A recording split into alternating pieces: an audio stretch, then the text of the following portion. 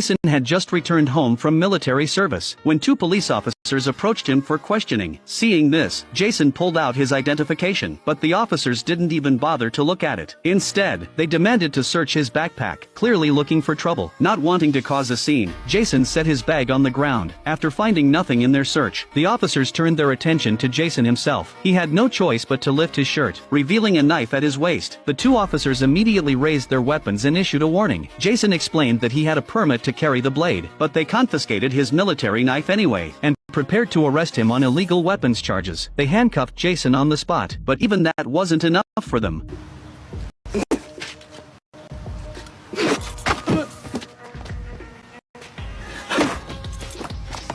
Surprisingly, Jason proved incredibly agile, dodging several baton strikes they threw at him. It wasn't until one of the officers drew his gun that Jason reluctantly agreed to go with them to the station. Little did they know they had just messed with the wrong person. Upon arriving at the police station, they happened to run into the chief. After examining Jason's credentials, the chief discovered that Jason was a special forces colonel. To avoid unnecessary trouble, the chief quickly ordered his subordinates to return Jason's belongings, and invited him into his office to apologize. Seeing the office filled with expensive luxury items, Jason immediately realized the chief was just as corrupt as the two officers. The chief, sensing Jason's suspicions, warned him not to meddle in affairs that didn't concern him before letting him go.